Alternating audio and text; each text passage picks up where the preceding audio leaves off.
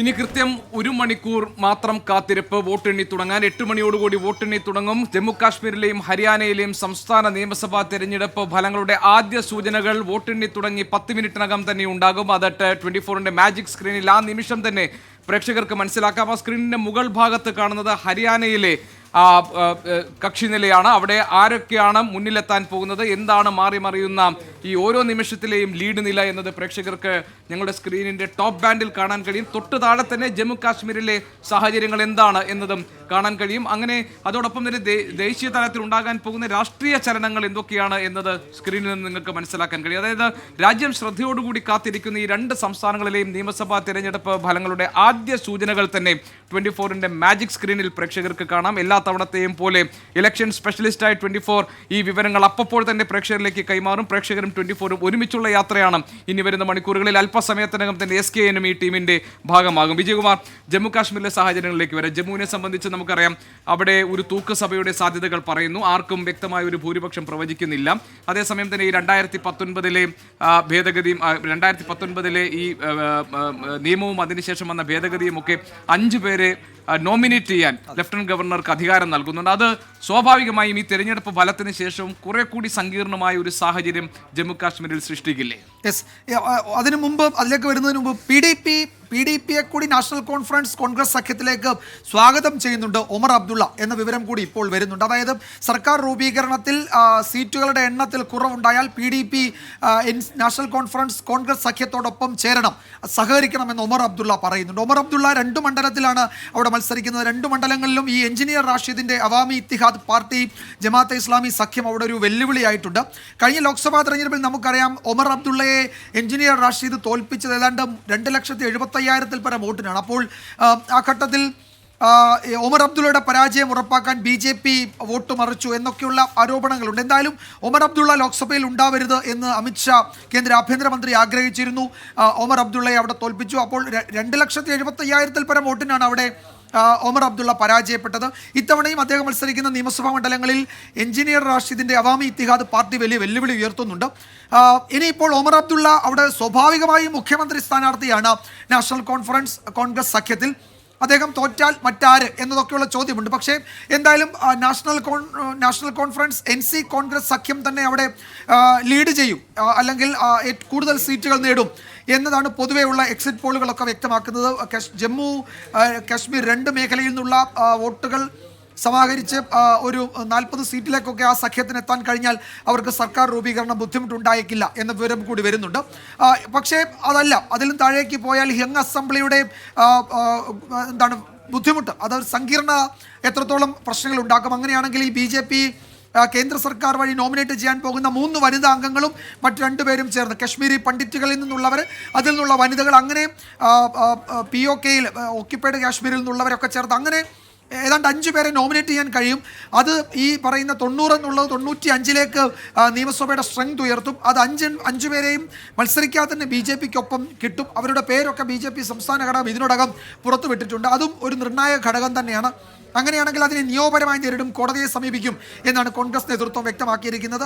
അപ്പോൾ അവിടെ ഈ തെരഞ്ഞെടുപ്പിന് ശേഷവും ജമ്മു കാശ്മീരിൽ രാഷ്ട്രീയ നാടകങ്ങൾക്ക് സാധ്യതയുണ്ട് എന്ന് തന്നെയാണ് നമുക്ക് ഈ ഘട്ടത്തിൽ പറയാൻ കഴിയുന്നത്. കൗണ്ടിങ്ങിന് ഇനി 1 മണിക്കൂർ കഷ്ടിച്ചേ ഉള്ളൂ. 59 മിനിറ്റ്. യെസ്, അതെ, അങ്ങനെ 59 മിനിറ്റിലേക്ക് നമ്മൾ കടക്കുകയാണ്. 8:15 ആദ്യ ഫല സൂചനകൾ വരും.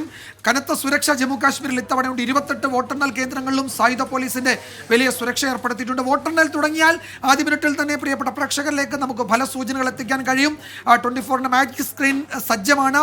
മുകളിൽ ഹരിയാന, താഴെ ജമ്മു കാശ്മീർ, അതിന്റെ നടുവിൽ ഏറ്റവും ഒടുവിൽ വരുന്ന രാഷ്ട്രീയ ചലനങ്ങൾ. അങ്ങനെ ഒറ്റ നോട്ടത്തിൽ മുഴുവൻ വിവരങ്ങളും, ഈ രാഷ്ട്രീയ ഇന്ത്യയുടെ മുഴുവൻ സൂചനകളും അതെങ്ങോട്ട് നീങ്ങുന്നു എന്നതിന്റെ ആദ്യ സൂചനകൾ ആകെ പ്രിയപ്പെട്ട പ്രേക്ഷകരിലേക്ക് നമുക്ക് അടുത്ത മണിക്കൂറിൽ എത്തിക്കാം.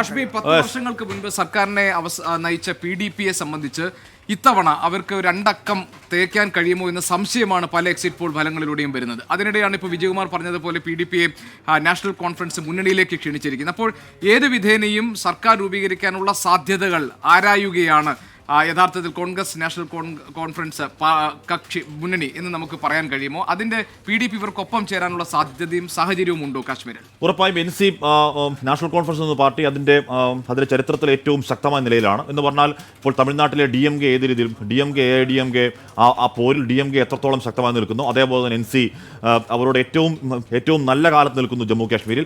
മാത്രമല്ല PDP 28 സീറ്റ് നേടി പോയ തെരഞ്ഞെടുപ്പിൽ അല്ലെങ്കിൽ 10 വർഷം മുമ്പ് തെരഞ്ഞെടുപ്പിൽ ഏറ്റവും വലിയ ഒറ്റകക്ഷിയായ പാർട്ടിയാണ് ജമ്മു കാശ്മീരിൽ. അതിനുശേഷം അവർ BJP കൂട്ടുകൂടാൻ തീരുമാനിക്കുന്നു. ആ തീരുമാനം ആ പാർട്ടിയുടെ ഏതാണ്ട് നാശത്തിലേക്ക് വഴിവെച്ചു എന്ന് പറയണം. കാര്യം 28 സീറ്റ് നേടിയ PDP ഇപ്പോൾ പരമാവധി പറയുന്ന 5-6 സീറ്റാണെങ്കിൽ ആ പാർട്ടിയുടെ കൂമ്പടഞ്ഞു പോയി ഒറ്റ തീരുമാനം എന്ന കാര്യം അവിടെയുണ്ട്. അതുകൊണ്ട് തന്നെയാണ് ഈ പറഞ്ഞ എഞ്ചിനീയർ റാഷിദ് NIA കേസിൽ അകത്ത് കിടക്കുന്ന ആളാണ്. കൃത്യം ഇലക്ഷൻ സമയമാകുമ്പോൾ പുറത്തു വരുന്നു, അദ്ദേഹം വോട്ട് കട്ടറാവാൻ നിൽക്കുന്നു, അല്ലെങ്കിൽ ജമാഅത്തെ ഇസ്ലാമിയുടെ ഈ പറഞ്ഞ നീക്കങ്ങളൊക്കെ BJPക്ക് അനുകൂലമാണെന്ന് പറയുമ്പോൾ പോലും ഇവർ ചേരുന്ന സഖ്യം കുറച്ച് സീറ്റുകൾ പിടിച്ചാലും ഒരു ഘട്ടത്തിൽ BJPക്കൊപ്പം ചേർന്ന് സർക്കാർ രൂപീകരിക്കാം എന്ന തീരുമാനത്തിലേക്ക് അവർ പോകില്ല എന്ന് പറയാനുള്ള കാരണം PDPയുടെ ഈ പൂർവ്വകാല അനുഭവമാണ്. BJPക്കൊപ്പം ചേർന്നതിൽ പിന്നെ ആ പാർട്ടി തല ഉയർത്തിയിട്ടില്ല. ഓർക്കണം, അവിടെ അത് മുഫ്തി മുഹമ്മദ് സയ്യിദ് എന്ന് പറയുന്ന ജമ്മു കാശ്മീരിൽ ചരിത്രത്തോളമുള്ള വലിയ തലപ്പൊക്കമുള്ള ലെഗസിയുള്ള ഒരു നേതാവിൻ്റെ പാർട്ടിയാണ്.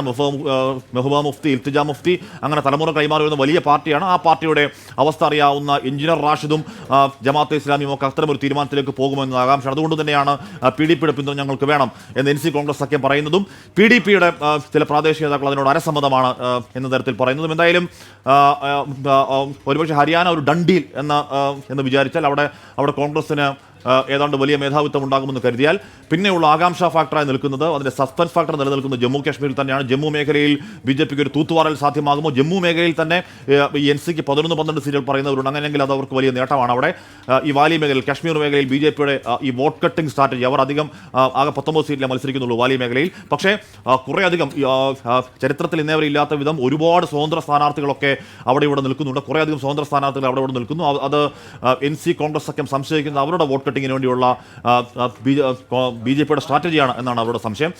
എന്തായാലും അത് കാത്തിരുന്ന് കാണാം. വോട്ട് കട്ടർമാർ എത്രത്തോളം വോട്ട് കട്ട് ചെയ്യുന്നു എന്നടക്കമുള്ള കാര്യങ്ങൾ ആകാംക്ഷയാണ്. പ്രിയപ്പെട്ട പ്രേക്ഷകരെ, ഇപ്പോൾ സമയം ഇനി 56 മിനിറ്റ് മാത്രമാണ്. കേവലം 7:03 ആവുന്നു. കേവലം 57-56 മിനിറ്റുകൾ മാത്രമാണ് വോട്ട് പെട്ടികൾ അല്ലെങ്കിൽ ഈ പറഞ്ഞ EVM ഇലക്ട്രോണിക് വോട്ടിംഗ് മെഷീനുകൾ വോട്ടെണ്ണൽ മേശയിലേക്ക് എത്താൻ സമയം ബാക്കിയുള്ളത്. അതിനുശേഷം 1 മണിക്കൂറിനുള്ളിൽ 8 മണിക്ക് തുടങ്ങിക്കഴിഞ്ഞാൽ ഒരു 8:05, 8:15, 8:10, 8:20 തന്നെ ആദ്യ ഫലസൂചന കിട്ടും. ആദ്യ ഫലസൂചനയിൽ തന്നെ ഒരു 10 മണിയോടുകൂടി തന്നെ നമുക്ക് ഈ പറഞ്ഞ 2 സംസ്ഥാനങ്ങൾ, ഹരിയാനയാവട്ടെ ജമ്മു കാശ്മീർ ആവട്ടെ, ഏത് ദിശയിൽ അവിടുത്തെ കാറ്റ് വീശുന്നു, ഹരിയാനയിൽ 3-ാം വട്ടവും BJP ആണോ അതോ 2 വട്ടത്തെ BJP ഭരണം ഹരിയാനക്കാർക്കും അടുത്തോ എന്ന കാര്യം അറിയാൻ കഴിയുന്നു. ഒരു 8-9 മണിയാകുമ്പോഴേക്കും ആ ദിശ അറിയാൻ കഴിയും. ജമ്മു കാശ്മീരിൽ 10 വർഷത്തിന് ശേഷം തെരഞ്ഞെടുപ്പിൽ നയാ കശ്മീർ എന്ന് പറയുന്ന BJPയുടെ ഒരു വലിയ മുദ്രാവാക്യത്തിന്, വലിയ പ്രൊപ്പഗണ്ട മുദ്രാവാക്യത്തിന് എത്രത്തോളം സ്വീകാര്യത കിട്ടിയെന്ന കാര്യമൊക്കെ അറിയാൻ പോകുന്നു. 9:15-ലാണ്. നരേന്ദ്രമോദിയുടെ ഈ പറഞ്ഞ മോദി പ്രഭാവം, മോദി എഫക്റ്റ് ഇപ്പോഴും ബാക്കിയുണ്ടോ? രാഹുൽ ഗാന്ധിയുടെ ലോക്സഭാ തെരഞ്ഞെടുപ്പിലെ വിജയം ആവർത്തിക്കാൻ കഴിയുമോ? ഈ ഭാരത് ജോഡോ യാത്ര ശേഷമുള്ള ഒരു ജനാധിപത്യ തേജസ് രാഹുൽ ഗാന്ധിക്ക് എത്രത്തോളം മെയിൻറ്റെയിൻ ചെയ്യാൻ കഴിയുന്നു തുടങ്ങിയ ഒരുപാട് ചോദ്യങ്ങൾക്ക് ഉത്തരമാണ്. അത് കേവലം രണ്ട് ചെറിയ സംസ്ഥാനങ്ങളിലെ ലോക്സഭാ തെരഞ്ഞെടുപ്പ് ഫലം മാത്രമല്ല, ഒരുപാട് ചോദ്യങ്ങൾക്ക് ഉത്തരമാകാൻ പോകുന്ന ലോക്സഭാ തെരഞ്ഞെടുപ്പ് ഫലം അല്പസമയത്തിനകം. ഇനിയിപ്പോൾ 55 മിനിറ്റും 31 സെക്കൻഡ് മാത്രമാണ് ബാക്കി. 55 മിനിറ്റും 29 സെക്കൻഡ് മാത്രമാണ് ബാക്കി. 55 മിനിറ്റും 27 സെക്കൻഡ് മാത്രമാണ് ബാക്കി. അപ്പോൾ അങ്ങനെ അതിലേക്ക് അടുക്കുന്നു. അപ്പോൾ സ്വാഭാവികമായും എല്ലാ തെരഞ്ഞെടുപ്പുകളെയും വളരെ ആകാംക്ഷാപൂർവ്വം നോക്കിക്കാണുന്ന മലയാളിക്ക് ഇപ്പോൾ ചങ്കിടി പേറുന്ന നിമിഷങ്ങളാണ്. എല്ലാ തെരഞ്ഞെടുപ്പും നമുക്ക് കേരളത്തിൽ നടക്കുന്ന ഒരു നിയമസഭാ തെരഞ്ഞെടുപ്പ് പോലെ ആകാംക്ഷാഭരിതമാണ്. എല്ലാം നമുക്ക് ജനാധിപത്യത്തിൻ്റെ മഹോത്സവങ്ങളാണ്. ജനാധിപത്യത്തിൻ്റെ മഹോത്സവം അങ്ങേയറ്റം ആഘോഷിക്കാൻ ഒട്ടും തന്നെ നമ്മൾ അമാന്തിക്കാറില്ല, മടിക്കാറില്ല. അപ്പോൾ ആഘോഷത്തിന് തയ്യാറെടുക്കും പ്രിയപ്പെട്ട പ്രേക്ഷകരെ. വിനിത വിജയുന്നു. വിനിത, ഇനിയിപ്പോൾ 54 മിനിറ്റും 58 സെക്കൻഡിലേക്ക് ഒതുങ്ങുന്നു വോട്ടിംഗ് EVMകൾ മേശപ്പുറത്തേക്ക് എത്താൻ. എന്താണ് അവിടങ്ങളിലെ അവസാനവട്ട പ്രതീക്ഷ? ഏത് സമയം നമുക്ക് ആദ്യ ഫലസൂചന പ്രേക്ഷകർക്ക് നൽകാൻ കഴിയും? വിനീത.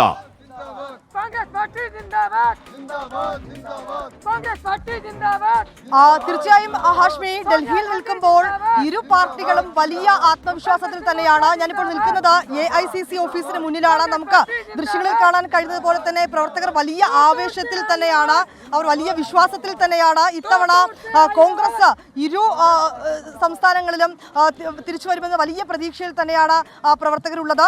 ഇപ്പോൾ നമുക്ക് ദൃശ്യങ്ങളിൽ കാണാൻ കഴിയുന്നത് പോലെ തന്നെ അവർ എഴുതിയിരിക്കുന്നത് രാഹുൽ പ്രിയങ്ക ഗാന്ധി സേന എന്ന ബോർഡൊക്കെയായി രാവിലെ മുതൽ തന്നെ അവരിവിടെ എത്തിയിട്ടുണ്ട്. बहुत ज़्यादा कॉन्फिडेंस है, खुशी का माहौल है हरियाणा के अंदर, पूरे देश के अंदर माहौल खुशी का है क्योंकि मोहब्बत की दुकान हरियाणा के अंदर खुलने जा रही है। और आप देखिएगा गाड़ियां भर भर कर लोग एआईसीसी मुख्यालय आ रहे हैं क्योंकि पूरे देश की जनता को आज समझ में आ चुका है कि मोदी जी को नकारना है और राहुल जी को अपनाना है। इसलिए जनता ने मन की बात को नकार कर जन की बात को समर्थन दिया है और पूरा कांग्रेस मुख्यालय भीड़ हो चुका है। अभी ढोल नगाड़े बनने शुरू हो जाएंगे 7-8 बजे के करीब और आप देखिएगा कि जो जश्न मनाएंगे जनता यहाँ पर, जो खुशी का माहौल होगा वो इसलिए होगा क्योंकि बेटी को न्याय मिलेगा, श्रमिकों को न्याय मिलेगा और किसानों को न्याय मिलेगा। जिस न्याय की बात राहुल जी ने की थी वो जनता पूरी करके दिखाएगी। वोट की चोट मोदी जी को इस बार पहुंचने वाली है। തീർച്ചയായും അവർ സൂചിപ്പിച്ചതുപോലെ ഹരിയാനയിൽ ആ സ്നേഹത്തിന്റെ കട കോൺഗ്രസ് തുറക്കുമെന്നാണ് ആ വനിതാ പ്രവർത്തകയാണ് കോൺഗ്രസിന്റെ അവർ പറയുന്നത്. ഇങ്ങനെ വലിയ ഒരു പ്രവർത്തകർ ഇവിടെ എത്തിച്ചേർന്നിട്ടുണ്ട്. അവരൊക്കെ തന്നെ വലിയ ആത്മവിശ്വാസത്തിലുമാണ്. ഈ കിസാൻ കർഷകർ നേരിടുന്ന പ്രശ്നങ്ങൾ ഹരിയാനയിൽ കോൺഗ്രസ് മുൻനിരയിൽ പ്രചരണായുധമാക്കിയതാണ്. ഒപ്പം തന്നെ ജാട്ട് വിഭാഗം നേരിടുന്ന പ്രശ്നങ്ങൾ എന്നിങ്ങനെയുള്ള കൃത്യമായിട്ടുള്ള പ്രചരണ രീതിയായിരുന്നു കോൺഗ്രസിൻ്റെത്. ആ പ്രചരണ രീതിയൊക്കെ തന്നെ ഇത്തവണ ഫലം കാണുമെന്ന വലിയ പ്രതീക്ഷയിൽ തന്നെയാണ് കോൺഗ്രസ് ക്യാമ്പുകളുള്ളത്. ആ പ്രതീക്ഷകൾക്ക് ആക്കം കൂട്ടുന്നത് തന്നെയാണ് എക്സിറ്റ് പോൾ ഫലങ്ങളും. രാവിലെയോടുകൂടി തന്നെ പ്രവർത്തകർ AICC ആസ്ഥാനത്തേക്ക് എത്തിക്കൊണ്ടേയിരിക്കുകയാണ്. അവരുടെ ആഘോഷങ്ങൾ, അവരുടെ വലിയ പ്രതീക്ഷകളൊക്കെ നമുക്ക് ആ ദൃശ്യങ്ങളിൽ നിന്ന് തന്നെ വളരെ വ്യക്തമായി കാണാൻ കഴിയുന്നുണ്ട്. പക്ഷേ അവസാന നിമിഷത്തിലും പ്രതീക്ഷകൾ BJPയും കൈവിടുന്നില്ല.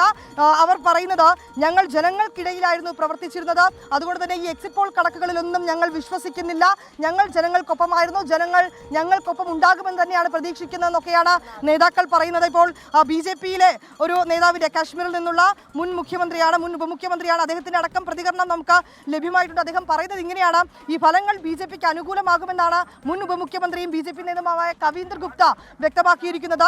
BJP ജനങ്ങൾക്കൊപ്പമായിരുന്നു, അതുകൊണ്ട് തന്നെ ജനങ്ങൾ ഞങ്ങൾക്കൊപ്പം ഉണ്ടാകുമെന്നാണ് ഞങ്ങൾ പ്രതീക്ഷിക്കുന്നതെന്നാണ് അദ്ദേഹം പറയുന്നത്. ഇങ്ങനെയുള്ള വലിയ പ്രതീക്ഷ തന്നെയാണ് രണ്ട് ക്യാമ്പുകളിലും ഉള്ളത്. എങ്കിൽ പോലും ഈ എക്സിറ്റ് പോൾ ഫലങ്ങളുടെ കൂടെ മുൻനിർത്തിക്കൊണ്ട് തന്നെയാണ് ഇതിനോടകം AICC ആസ്ഥാനത്തെ പ്രവർത്തകരുടെ ഒരു ആവേശമൊക്കെ തന്നെ നമുക്ക് കാണാൻ കഴിഞ്ഞിട്ടുണ്ടായിരുന്നത്. ഈ സൂചിപ്പിച്ചതുപോലെ ഹരിയാനയിൽ 10 വർഷത്തിനു ശേഷം കോൺഗ്രസ് തിരിച്ചു വരുമോ എന്നുള്ളതാണ് പ്രതീക്ഷ.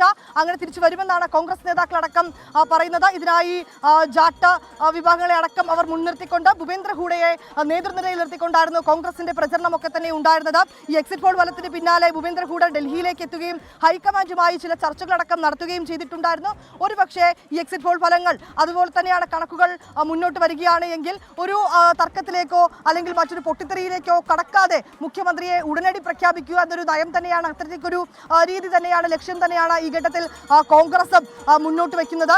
ഈ ഒരു ആശങ്ക അല്ലെങ്കിൽ ഒരു അല്പം ആകാംക്ഷ നിലനിൽക്കുന്നത് ജമ്മു കാശ്മീരിനെ മാത്രം സംബന്ധിച്ചാണ്.